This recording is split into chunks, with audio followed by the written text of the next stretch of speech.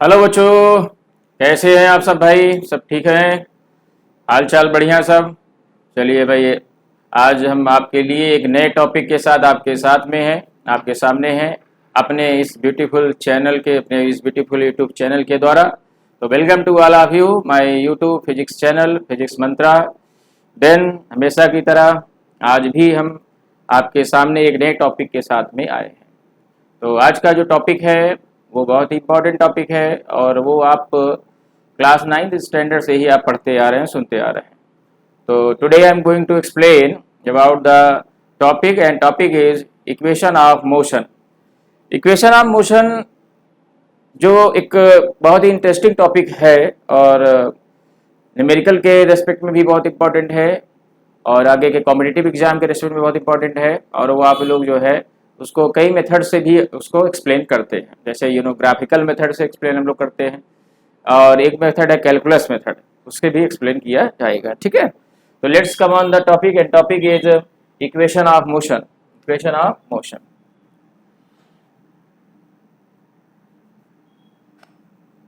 Equation of motion, equation of motion. There are such type of three equation of motion. तीन तरह के equation of motion हैं देखा जाए तो। पहला जो इक्वेशन ऑफ मोशन है, first is v equal to u plus a t. Second is s equal to u t plus half a t square, that is the second equation of motion. And third equation of motion is v square is equal to u square plus 2as. That is the overall three equation of motion. But in 11th standard, a new type of equation of motion, which is called that fourth equation of motion.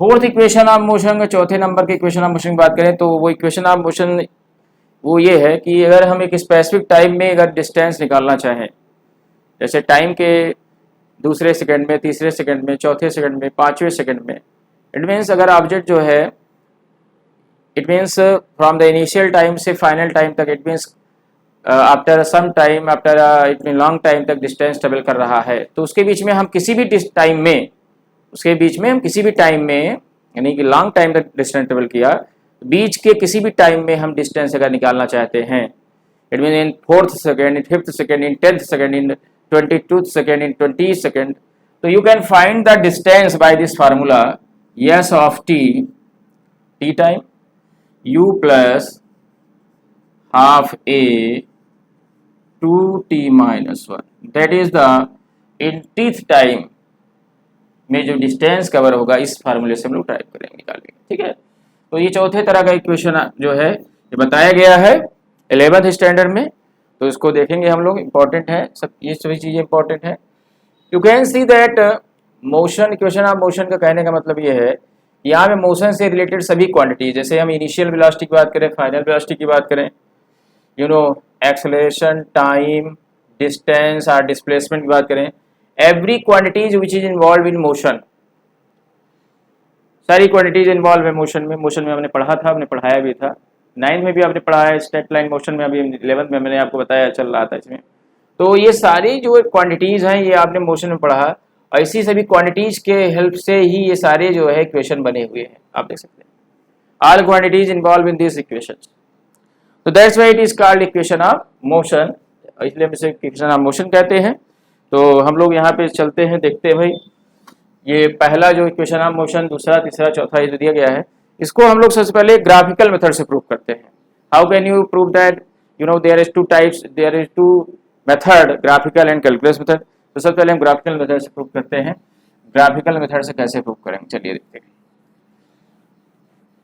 Graphical method से पहला equation, graphical method में proof करना है तो आपको एक graph बनाना पड़ेगा। एक ग्राफ हम बना देते हैं, ये देखिए, एक ग्राफ, एक हमारा एक्स वाई एक्सिस के बीच में एक ग्राफ मेंटेन होगा, एक्स वाई एक्सिस हमने ड्रा कर लिया। इंटरसेक्शन पॉइंट जो होगा, जो हमारा ओरिजिन है, स्टार्टिंग पॉइंट है, जहाँ पे सब कुछ जीरो होता है, यहाँ पे सब कुछ क्या होता है, everything is zero.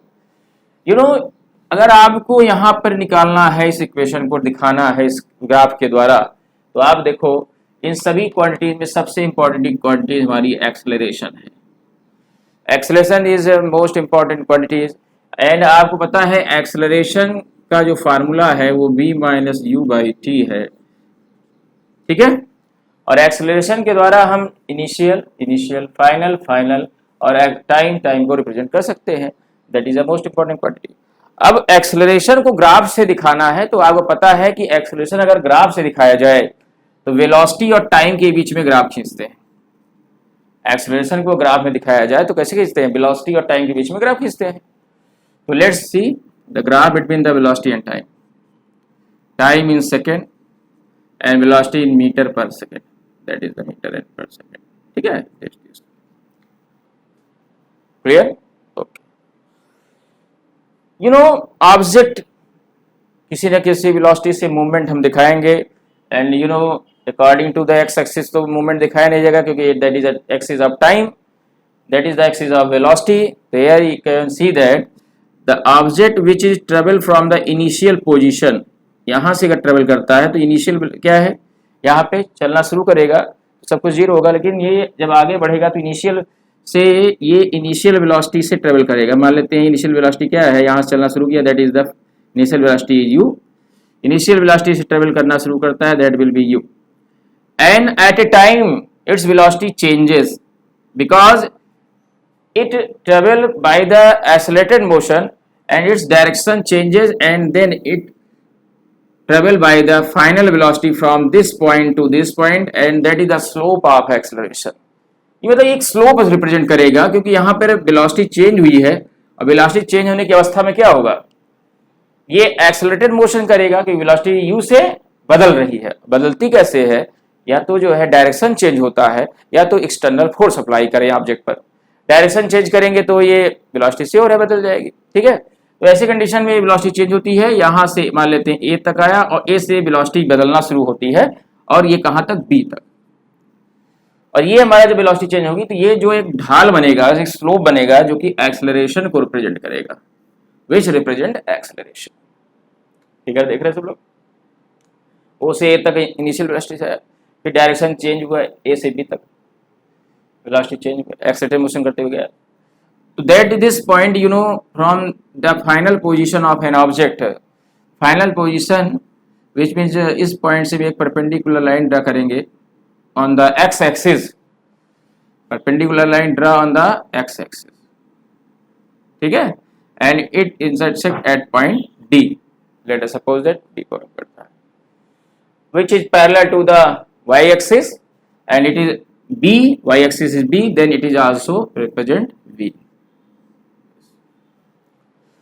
This point a, from which point you know that from this point the velocity changes, then from this point you can draw the perpendicular on the bd, that will be, you can see that is c, that is c, इसको c ले लेंगे।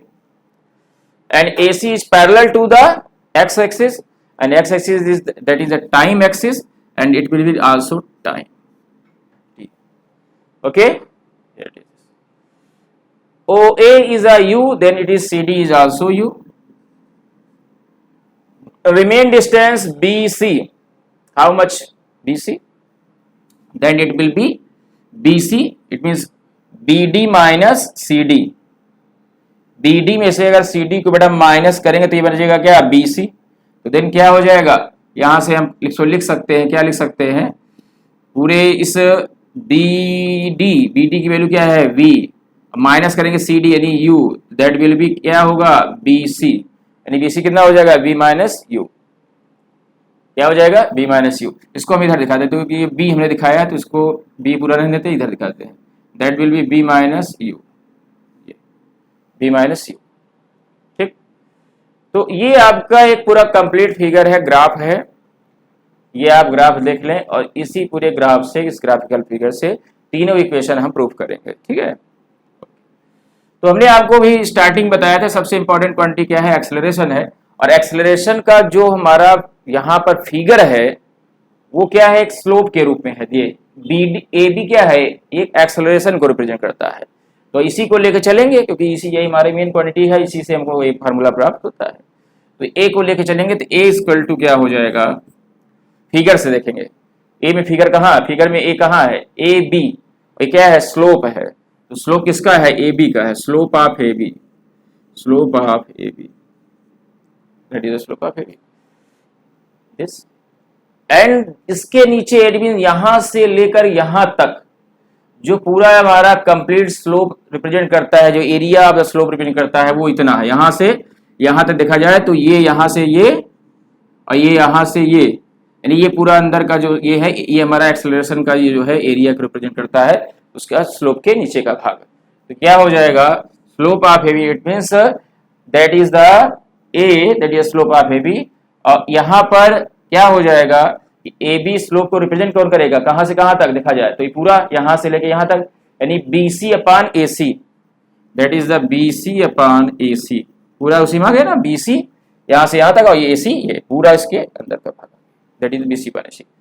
B C how much, B C, B C को ऐसे दिखाएंगे, B C दिखाएंगे ऐसे, B D minus C D, B D minus C D, okay.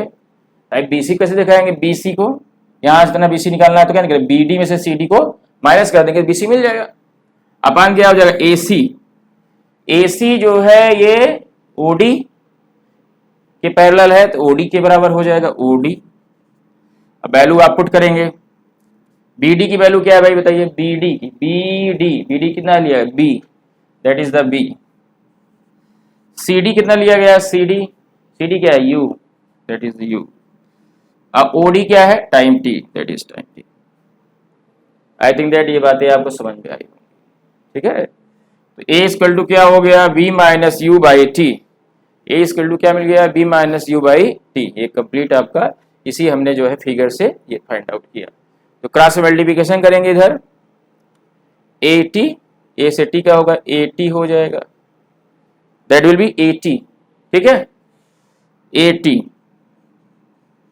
And then v minus u, v minus u का 1 से करेंगे हमारा v माइनस यू ही आएगा, ठीक है दिस। अब इसको हम क्या करेंगे, क्योंकि फार्मूला हमारा क्या कह रहा है, u 80 के साथ है, तो u को 80 के साथ करेंगे तो क्या मिल जाएगा, देखिए v equal to u plus 80 this. I think that you have find that this formula is the first equation of motion, v equal to u plus 80, okay, so that is the first equation of motion by the graphical method। Graph के द्वारा आपने first equation method को प्राप्त किया। in the similar you can find the second equation of motion and third equation of motion in the same way, and in every equation of motion which you can draw this graph between velocity and time। explanation देखिए इसमें क्या graph में है, ये initial velocity, change in velocity हुई, ये slope बन गया, ठीक है। इट मीन वेलोसिटी जैसे जैसे बदलेगी एक स्लोप बनेगा और कंटिन्यूअस सेम जो है फॉर्म में वेलोसिटी बदल रही है, तो ये हमारा यूनिफॉर्म एक्सेलरेशन रिप्रेजेंट कर रहा है, that will be straight line और विच रिप्रेजेंट एक्सेलरेशन, ये हमारा एक्सेलरेशन का एक स्लोप है। पूछा जाता है कि विच quantity represented by the velocity time graph, कौन सी क्वांटिटी वेलोसिटी टाइम ग्राफ से दिखाई जाएगी, तो आपका आंसर क्या होगा, एक्सेलरेशन। एक नंबर में आता है कि एक्सेलरेशन किस कैसे दिखाएंगे, velocity time ग्राफ से दिखाएंगे। अच्छा, you can also define the uniform acceleration, non uniform acceleration, constant acceleration, ठीक है। you can different in mod you can represent acceleration in velocity time graph। so then that is a explanation of the first equation of motion। in the same way next day next time मिलेंगे आपसे second equation और third equation of motion के साथ, okay. तो continue watching करते रहिए, channel को आप देखते रहे, चैनल को प्रमोट करते रहें, चैनल को जो है अच्छी तरह से आप उसको ऑब्जर्व करें और जो भी क्वेरीज है उसे हम लोग से चैनल के थ्रू आप कमेंट के थ्रू बात करें, ठीक है। तो thank you everyone, okay, thank you all of you.